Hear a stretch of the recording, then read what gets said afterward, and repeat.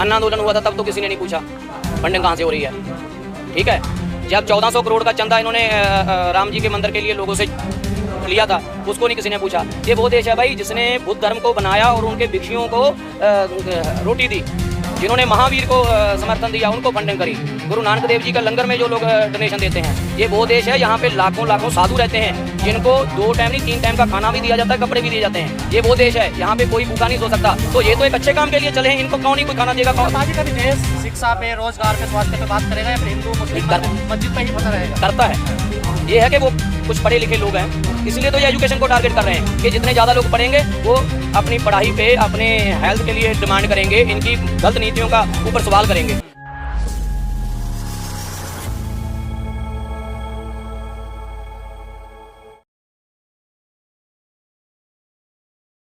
मौका ना मिले और जल्दी ही प्रधान साहब को इस्तीफा भी देना पड़ेगा और मोदी जी इसको निकाल के अपना खैड़ा छुड़ाइए।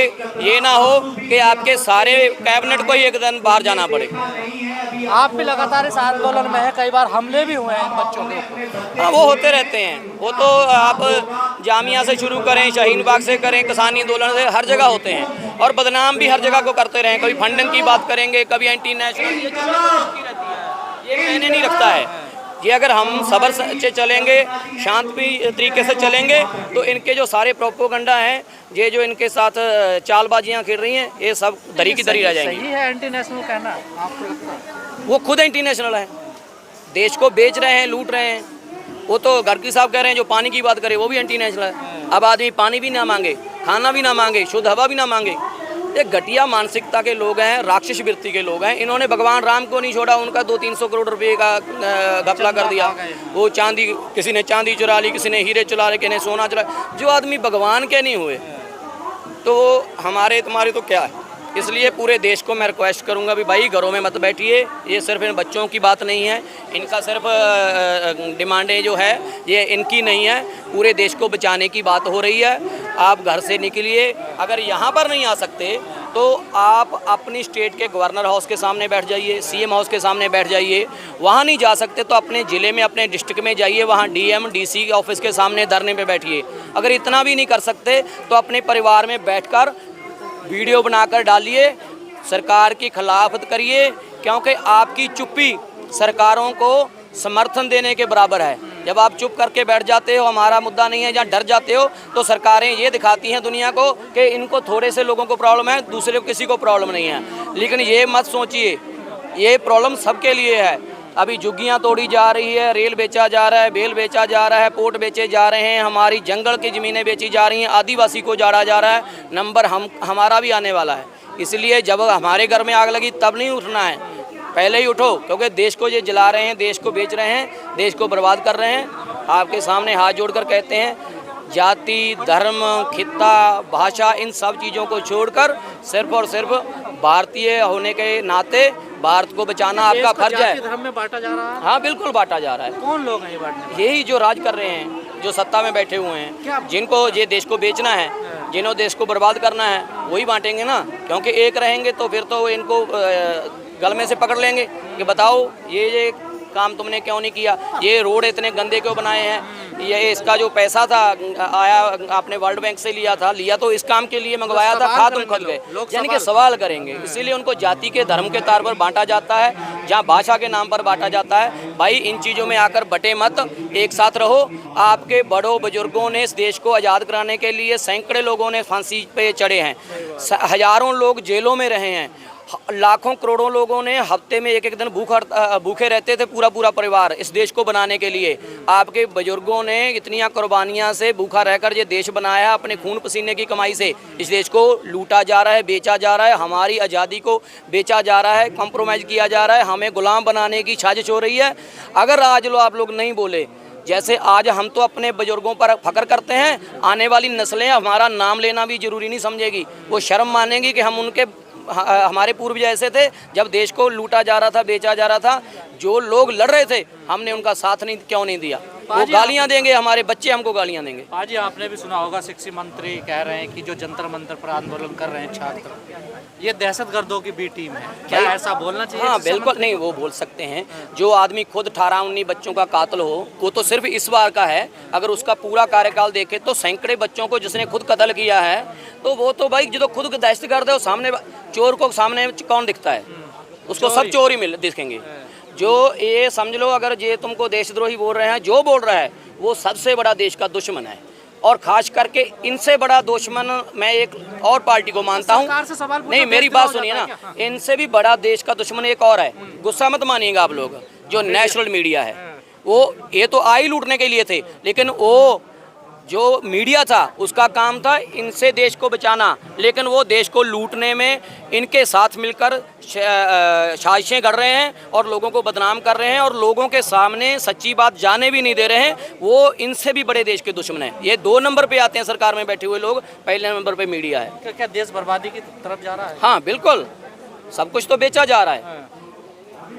आप मुझे एक डिपार्टमेंट बता दीजिए जिसके डिपार्टमेंट ने अच्छा काम किया हो, या जिस डिपार्टमेंट के मंत्री ने अच्छा काम किया हो। हम गडकरी साहब को अच्छा मानते थे, लेकिन जब उसके बेटे ने इथेनॉल की फैक्ट्री खोली है, तब से वो भी देश का दुश्मन बन के अपने बेटे के लिए सब कुछ बना रहा है। और तो और देखिए, आवाज़ दबाने का काम मैं आप बोल रहा हूँ ना, मुझे पता है मुझे मरवा दिया जाएगा, जेल डाल दिया जाएगा।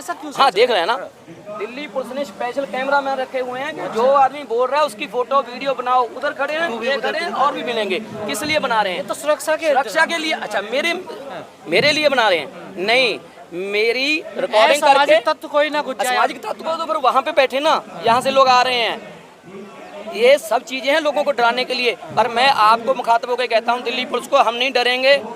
हम वो हैं जिन्होंने इस देश के लिए फांसियों पर चढ़ के काला पानी जाए। आपको जो करना है करें, आपको देश तो जब तक तो हम हैं बर्बाद नहीं करने देंगे। हम तो ऐसे ही लड़ाई लड़ते रहेंगे। अब सोनम जी हंगर स्ट्राइक पर बैठ गए, आज 3रा दिन है, क्या बात बनेगी लगता है? मैं कह रहा हूँ भाई, वो तो हमारे देश का रियल हीरो है। जब वो आ गया तो बात तो बनेगी। लेकिन मैं उनको कहना चाहता हूँ जो लोग इसके समर्थन में आ नहीं रहे हैं, वो अपने बच्चों का भविष्य बर्बाद कर रहे हैं देश के साथ। वो भी एक तरह का इनके साथ मिलकर गद्दारी ही कर रहे हैं। बुरा मत मानिए, पर ये सच है। क्योंकि अगर वो लोग जो नहीं बोलते, वो भी सरकार का एक तरह का चुप रहकर समर्थन ही कर रहे हैं। जी, जैसे आपने कहा मीडिया ये कर रही है, वो कर रही है, पिछले 11 दिन से कड़ी धूप में छात्र बैठे हुए हैं। क्या मीडिया को शर्म नहीं आनी चाहिए? मीडिया को इनको दिखाना नहीं चाहिए आकर? नहीं, शर्म आती है जो इंसान हो, जो हैवान हो ना, गिद्ध हो, जो नोच कर खाने वाले लोग हों, ये वो लोग हैं। ये मीडिया का सिर्फ नाम ले रखा है, उनमें मीडिया जैसे कोई गुण नहीं है। एक भी गुण मुझे बता दीजिए। जो आदमी, जो इंसान, जो औरत सरकार से पूछने के बजाय भी भाई इथेनॉल बनाने के लिए कितना पानी लगेगा, वो पता क्या बता रहे हैं कि मेहमान को पानी कम पिलाओ। ये मीडिया होता है। ये भाई, मैं भी, मेरे से गाली निकलने लगी है, ये इसको दलाली बोलते हैं मीडिया को। नहीं, जो वो कर रहे हैं वो बहुत घटिया किस्म की दलाली है। लेकिन पाजी पिछले जितने भी आंदोलन हुए, जैसे आपने भी कहा, सबको एंटी नेशनल, खालिस्तानी, पाकिस्तानी, इस आंदोलन के भी कनेक्शन बताए जा रहे हैं कि फंडिंग कहाँ से हो रही है। अन्ना आंदोलन हुआ था तब तो किसी ने नहीं पूछा फंडिंग कहाँ से हो रही है। ठीक है, जब 1400 करोड़ का चंदा इन्होंने राम जी के मंदिर के लिए लोगों से लिया था, उसको नहीं किसी ने पूछा। ये वो देश है भाई जिसने बुद्ध धर्म को बनाया और उनके भिक्षुओं को रोटी दी, जिन्होंने महावीर को समर्थन दिया, उनको फंडिंग करी।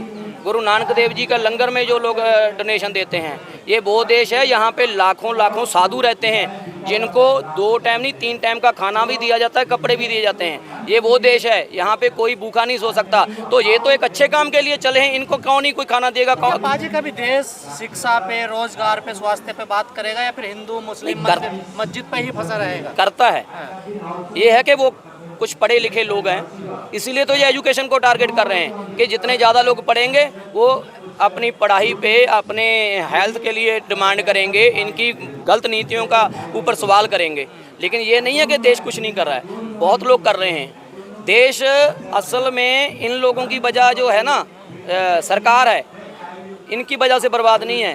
देश उन लोगों की वजह से बर्बाद है जो चुपचाप बैठे हैं। मैं बार बार कह रहा हूँ, चुप मत बैठिए, जहाँ तो इनका समर्थन करिए, नहीं तो चाहे हमारा विरोध ही करिए, कुछ करिए तो सही। घर में बैठने के बजाय अब हमको ही गाली देते, चाहे कुछ तो करो ना, देश के बारे में पता तो चले, आप सोच रहे हैं, आपको पता तो हो ना मुद्दों का। चुपचाप रील में देखना या बनाना वो देशभक्ति नहीं है। क्या सरकार की प्राथमिकता में नहीं है शिक्षा? नहीं है, उनका तो काम है 93,000 स्कूल बंद कर दिए, आपको लगता है वो शिक्षा के बात करेंगे? वो तो शिक्षा को उजाड़ रहे हैं, लोगों को से घरों के घर तोड़ रहे हैं, वो जंगल उजाड़ रहे हैं। उनके एजेंडे पे ना आम आदमी है, ना पर्यावरण है, ना उनके एजेंडे में हमारे देश को आगे ले जाना है।